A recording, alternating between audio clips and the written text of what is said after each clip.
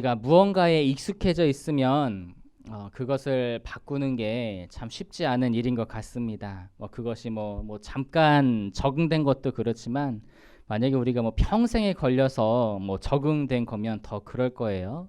예를 들어서 어느 목수에게 평생 쓴 연장이 있으면 그것보다 더 좋은 도구를 가져다 줘도 손에 맞지 않아서 불편해하는 그런 것들이 있을 겁니다.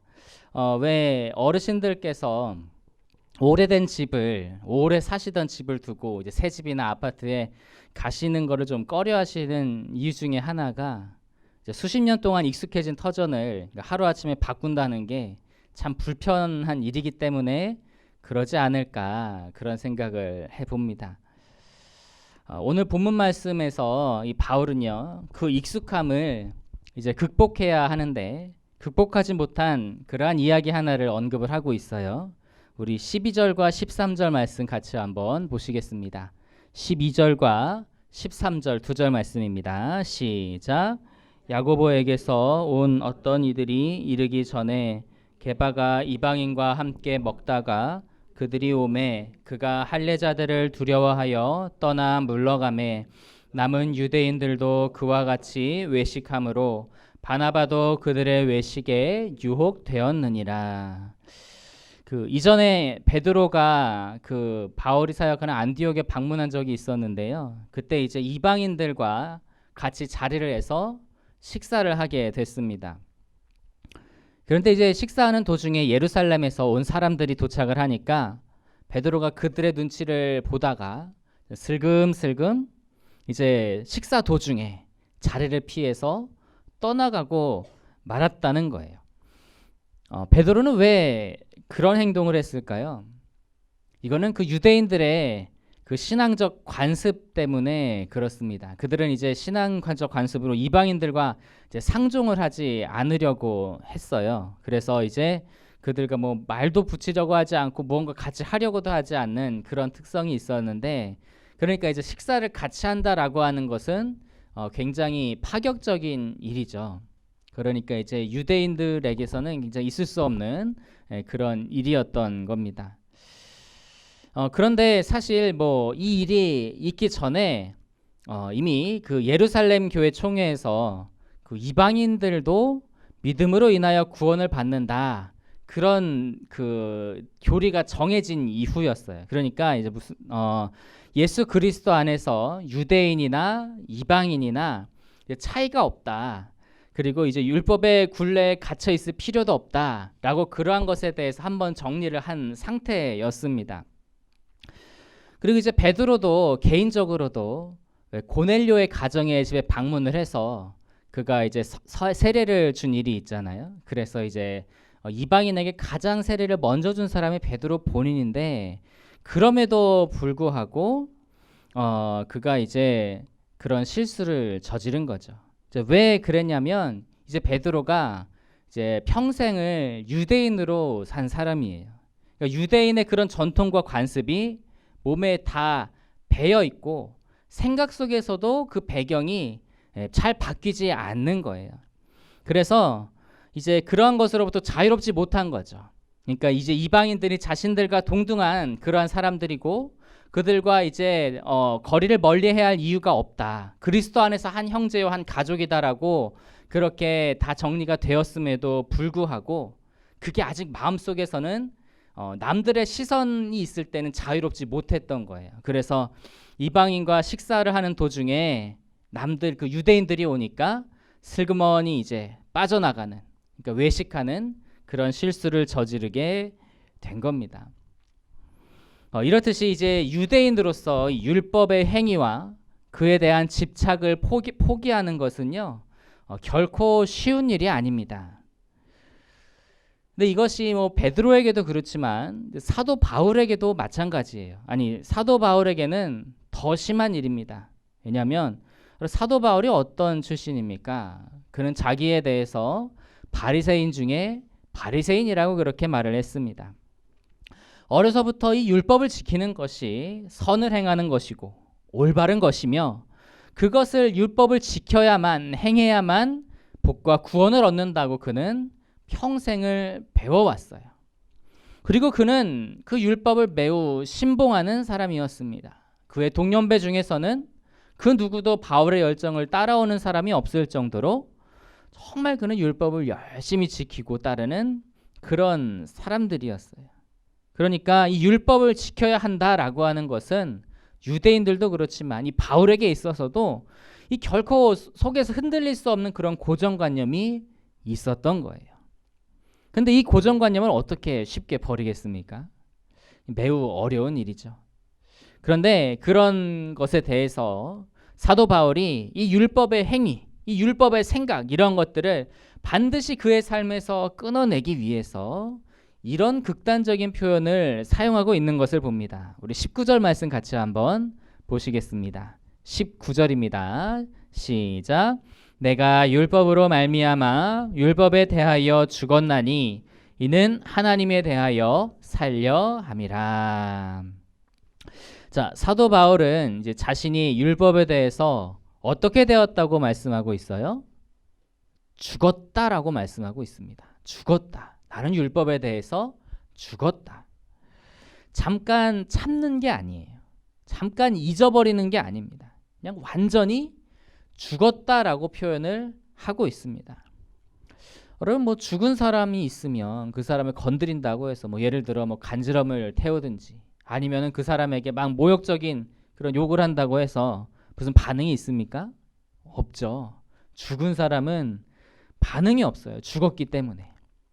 근데 그와 마찬가지로 바울 자신이 이제 율법에 대해서 죽었다는 거예요. 과거에 대해 그 율법에 집착하고 그것을 지키려고 노력했던 모든 것들을 완전히 그냥 추호도 미련 없이 다 끊어버렸다라고 하는 겁니다. 그럼 바울은 왜 율법에 대해서 이렇게 처절하게 끊어내려고 하고 끊어야만 한다라고 말하고 있는 걸까요? 그것은 하나님의 은혜에 대해서 살기 위함이에요. 율법에 대해서 자기가 죽으면 죽을수록 하나님의 은혜가 더 살아나기 때문에 그런 겁니다. 우리 21절 말씀 같이 한번 보실까요? 21절 읽겠습니다. 시작. 내가 하나님의 은혜를 패하지 아니하노니 만일 의롭게 되는 것이 율법으로 말미암으면 그리스도께서 헛되이 죽으셨느니라. 이 바울은 그 율법으로 의롭게 살 수 있다라고 하는 주장은 예수님 그리스도께서 이제 십자가의 죽으심을 헛되이 만드는 것이다라고 말하고 있습니다. 왜 그렇게 되냐면요. 이제 율법으로 만약에 의로워질 수 있다고 생각을 해보겠습니다. 내가 율법으로 의롭게 될 수 있으면 내가 율법의 계명들을 잘 지키고 잘 준수하면 의롭게 될 수 있다라고 하는 거잖아요. 그러면은 그 사람이 율법을 잘 지킨 자기의 공로로 인해서 구원을 받는 것이지 예수 그리스도의 십자가의 은혜는 그에게는 이제 필요가 없는 겁니다. 예수님의 그 십자가 은혜를 준다 할지라도 자기는 자기 행위로 구원을 받았으니까 그게 은혜가 아니고 또 그것을 거절하게 되는 거죠. 그런데 이렇게 살았던 사람이 누구냐 하면 바로 바울이에요. 바울 자신은 자기를 돌아보니까 자기가 그렇게 스스로 율법에 얽매인 삶을 살았고 율법에 집착하는 삶을 살았지만 그것이 진실이 아니라는 것을 깨달았어요. 예수님을 만나면서 율법에 집착한다고 의로워지는 것이 아니구나라고 하는 것을 뼈저리게 깨달은 거예요. 어떻게 하든 스스로는 의로워질 수 없구나 라고 하는 것을 그가 깨닫게 된 겁니다.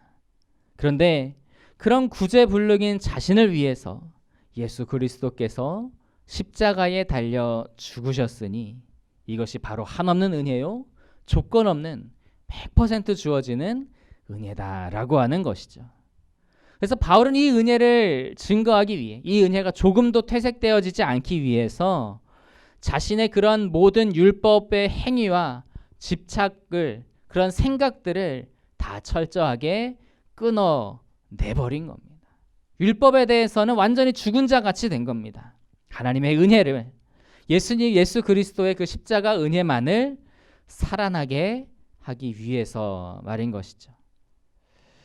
그래서 바울은 마지막에 이렇게 본문 20절과 같이 고백을 하고 있습니다. 우리 20절 말씀 같이 한번 읽어보실까요? 20절입니다. 시작.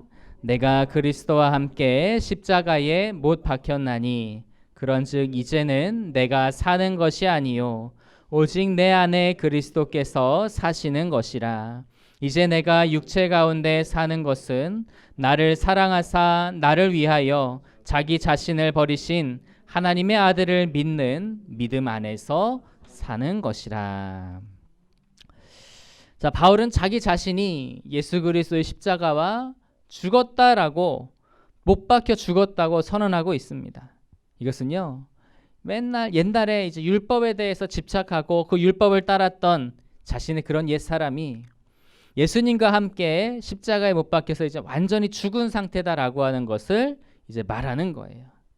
그리고 이제는 내가 산 것이 아니요 오직 내 안에 그리스도께서 사신 것이라라고 하는 것은, 조금 다시 쉽게 말하면 더 이상 내가 살지 않고 내 안에 그리스도께서 살고 계신다라고 하는 그런 말입니다. 사도 바울이 율법에 대해서 죽지 않았던 때는요, 그냥 자기 자신이 삶의 주인이었어요.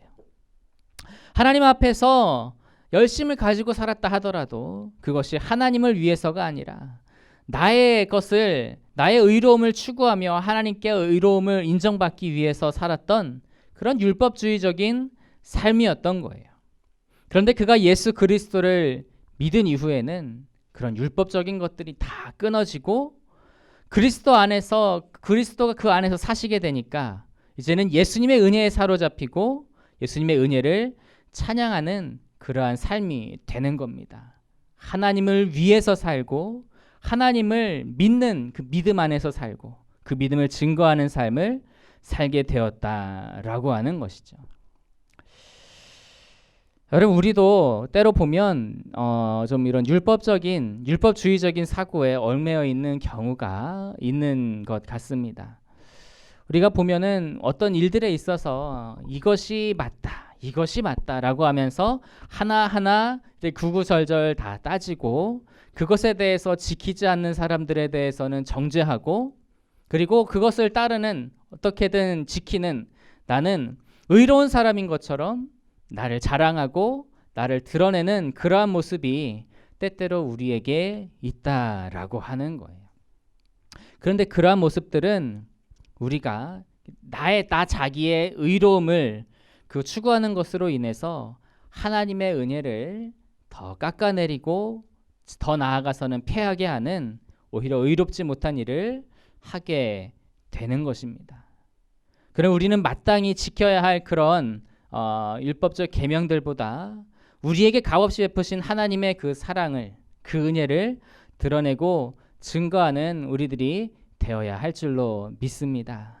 우리를 정말 아무런 우리에게 대가를 바라지 않으시고 우리의 그러한 공로, 그러한 것들을 보지 않으시고 오직 그 은혜로, 그 사랑으로 구원하신 그 예수님의 은혜를 우리가 믿고, 또 그리고 그 은혜를 온전히 그대로 증거하면서, 그리고 나를 주님께서 그렇게 사랑하시고 그렇게 용서하시고 자비를 베푸셨으니 우리도 그러한 모습으로서 그 모습을 닮아 자비를 베풀고 사랑으로 품는 그러한 삶을 살아가는 것이 바로 우리가 주님 안에서 나 자신을 죽고, 또 그리고 주님이 나의 안에서 사시도록 그렇게 살아가게 되는 것인 줄로 믿습니다. 그래서 우리는 우리의 그런 율법주의적인 그러한 생각을 버려야 할 줄로 믿습니다. 우리는 오직 하나님의 그 은혜를 받은 사람들입니다. 그 은혜를 받은 사람들답게 우리는 그 은혜를 감사함으로 믿고 그리고 감사함으로 증거할 수 있는 우리들이 되어야 할 줄로 믿습니다. 그래서 오늘도 앞으로도 그 은혜에 감사하면서 그 은혜를 증거하면서 또 그리고 그 은혜를 우리의 삶으로 행하면서 나아갈 수 있는 저 여러분이 다 되실 수 있기를 주님의 이름으로 축복합니다.